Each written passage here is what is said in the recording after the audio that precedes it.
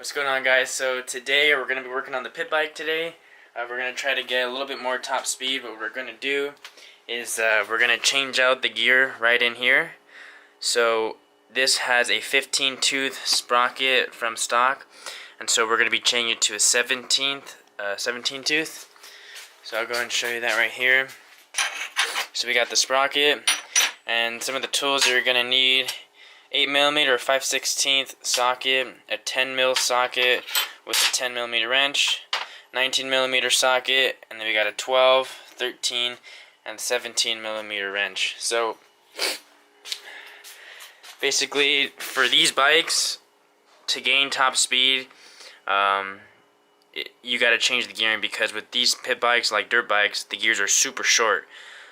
So I mean, you can put a bigger carburetor, and an exhaust, but if your gears are still really short, I mean, you're only going to gain so much power and top speed. So if you really want to get, some top speed, gearing is where it's at.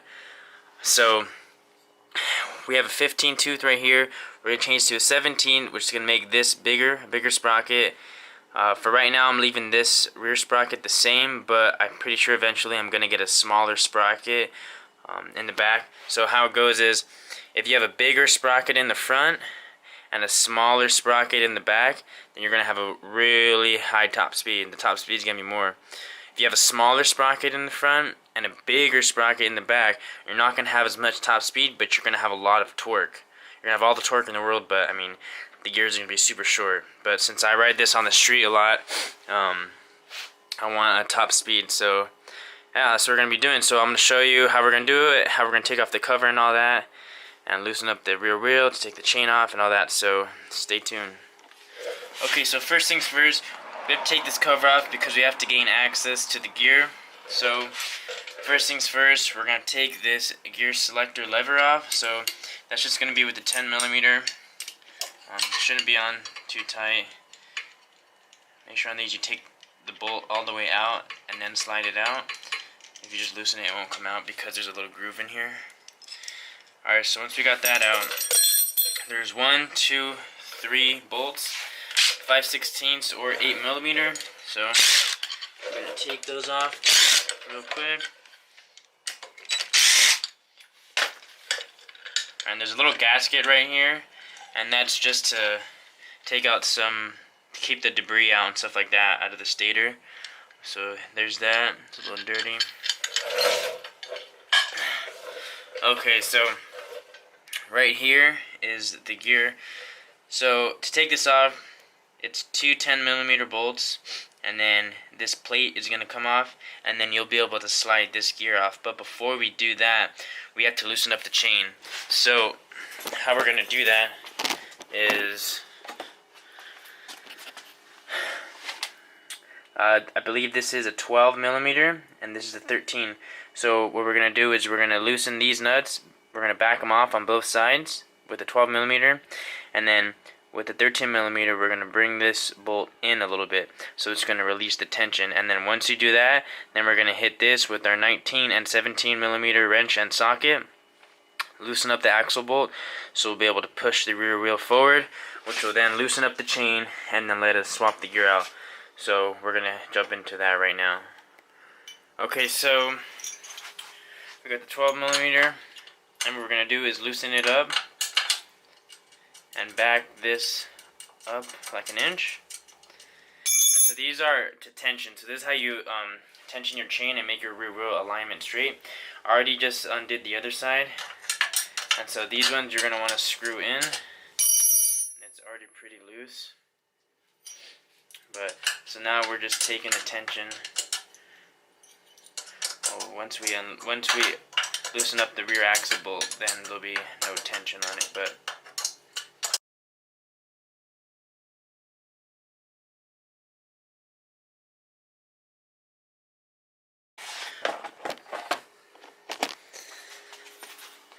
now what that did is it loosened the chain up.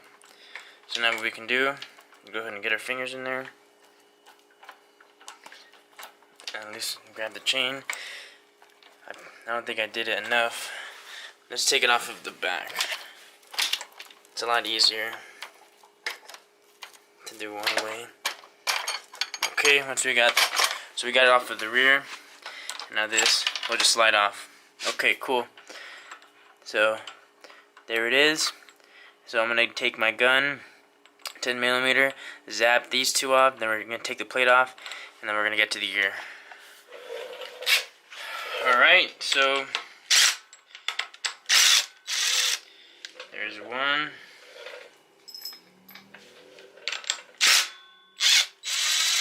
I should have probably put this in gear so it doesn't spin like that. So next time, put this in gear so it doesn't spin. So so the plate is like this. What you gotta do is just turn it a little bit and then it'll slide off. It's like a little locking plate that comes with. There it is. So I'll show you the difference. So it's 2 teeth bigger, not that big of a difference, but this is the biggest one that I was able to find on Amazon, and I'll shoot the link in the description as well. But so there's the size difference right there. And so just as easy as it came off, it's as easy as it goes on. So nothing really to it. You just throw that on like that. The new locking plate. Put it on just like that. And you're going to spin it. Ooh. Pull back and you're going to spin it like that.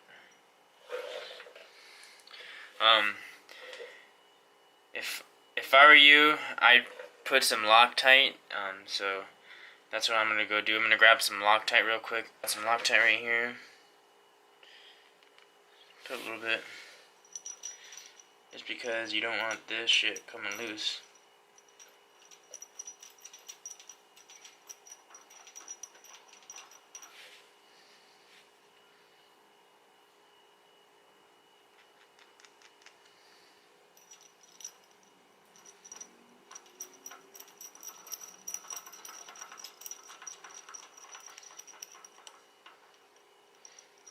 Alright. Go ahead and tighten it up. Alright. So since it's spinning, I'm gonna just go ahead and put this on real quick and lock it in gear. I should have done that in the first place, but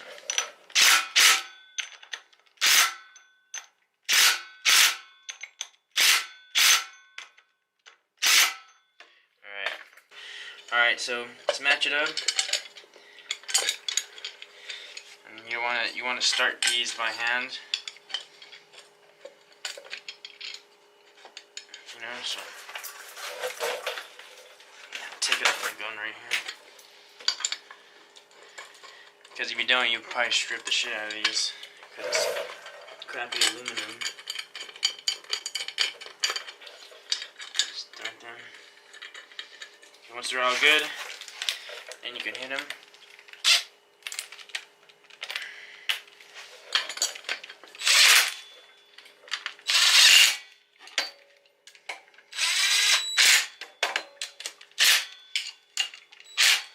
Alright.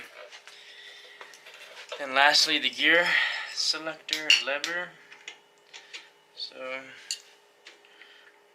I think I might want it up a little bit. Yeah. Alright. The reason I said to use the wrench right here is because if I put the gun with the socket, it won't fit. It'll hit the cover. But it's alright.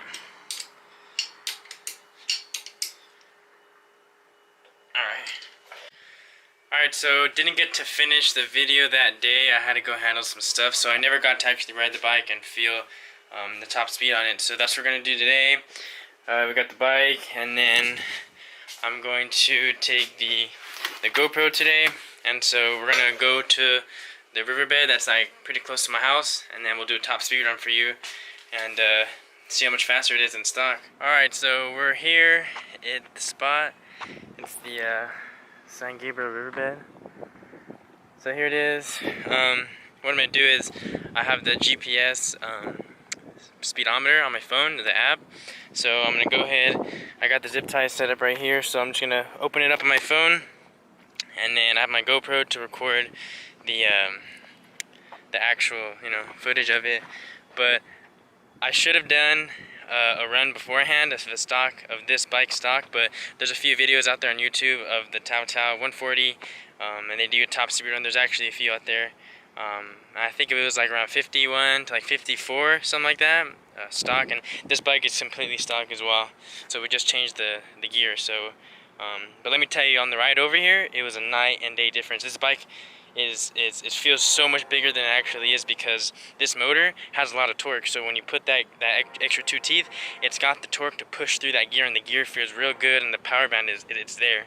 So I suggest doing this, but we're gonna see how much faster it got. But I can tell you, it's at least like 10 miles an hour faster. So, all right, I'll set it up and we'll see how fast it is.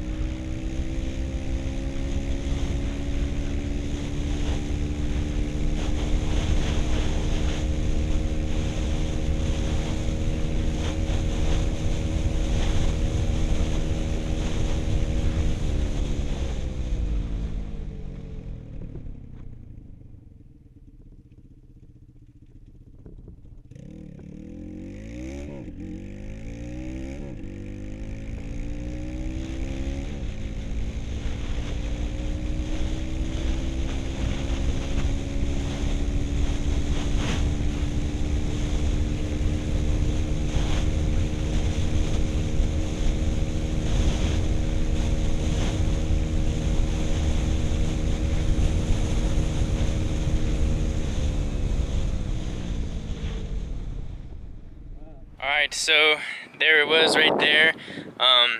The first one I did, I actually didn't see that there's actually water right there, and so I kind of slowed down. But after I passed it, I kept going, and it reached, I think, 58.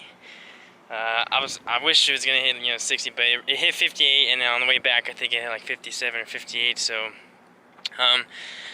my rear tire actually should have aired it up. I actually have it flat, just because I'm learning how to do wheelies right now, so it's a little easier to stay straight.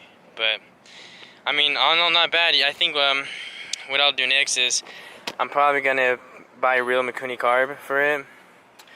Once I do that, I mean, we'll see about getting a different tooth and sprocket in the back. But honestly, it's a 9-day difference. The power band is just way longer because the gears are really short on this bike. So with this gear, it just makes the power band really long and strong. Like, it pulls through it like real nicely. So I mean, you can't beat it for, I think it was like $6-7 bucks. So super easy to do. Don't need that many tools. So I mean, yeah. So I hope this helped you out, and hope you guys can throw this on your bike to make it go a little faster. So thanks for watching. Stay safe out there.